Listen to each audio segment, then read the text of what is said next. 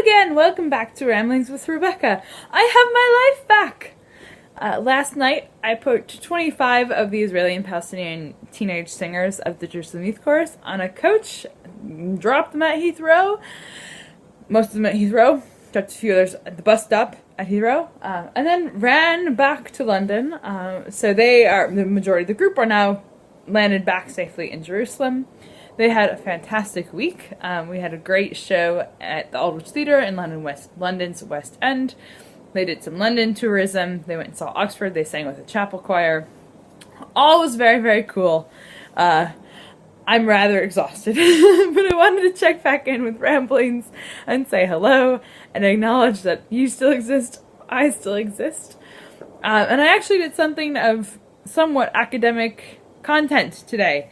So I figured I might as well ramble a little bit.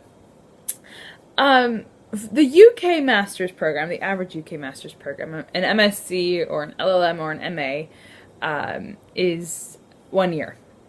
We do have MPhils, which are generally 2 years, or MReses, which are more researchy, independent degrees.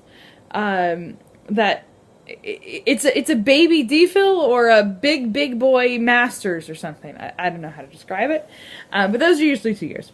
But the standard taught Master's class, program degree, whatever you want to call it, is 1 year with a bunch of taught modules or courses or classes. Again, whatever term you want to put them on, every university calls them something slightly different.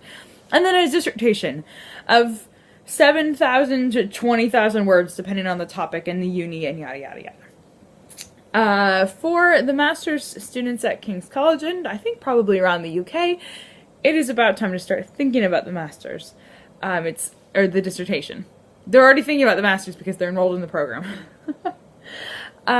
Most unis have some kind of like topic choice or whatever taking place in February, March. You're allocated a supervisor, so some member of faculty who guides you through the process, and you'll meet with 3 or 4 times, sometimes a lot more, sometimes a lot less, depending on the student, the topic, the uni, again. And then you write this thing up. So today we had a roundtable at King's with 4 current PhD students and a handful of master's students across a couple of different programs in the geography department. This was quite cool. It gave me the chance to reflect on the master's dissertations that I wrote for the University of East Anglia and for the University of Edinburgh.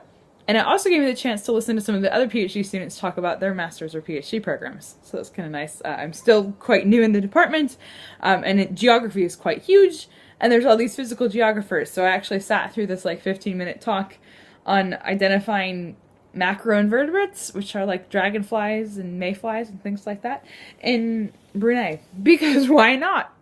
All grand stuff. And then someone else's more physical geography, but it took place in fieldwork in Norwich, well, Norfolk. So we got to have a little Norfolk love. He wasn't very loving. Anyway, he went and like counted fish in Norfolk ponds. It was great. Anyway, so I thought that I would quickly ramble, now that I've already gone through like 3.5 minutes of the ramble, about choosing a dissertation topic, because it's something that maybe you're doing right now. It's certainly something that a lot of people in the UK are doing right now. My biggest advice is to choose something that's interesting to you. That may seem silly and either really obvious or really unimportant, but actually it's something that you're going to be spending a significant amount of time doing, and you should want to do it. It should be, fun for you. And if you're having fun with a topic, that will probably make the writing process easier. I think a lot of people try to find something that seems super relevant or is super important in the world or whatever. But really, I think especially for a master's, it's about the process of figuring out how to independently write and research on your own. I'm sorry, the laundry's going off. There's an obnoxious beeping. Anyway, it's the process of writing it, mostly independently, and it's about figuring out the skills that you can then transfer to a lot of other projects. So you really should choose something that's fun for you, that's an interesting topic, that's something perhaps a little newer, a little edgy, so you do want to choose something that you'll learn during. That's always helpful and the point of education. And then, of course, also something that you have someone that can supervise you on, because that's always helpful. Mentors are good.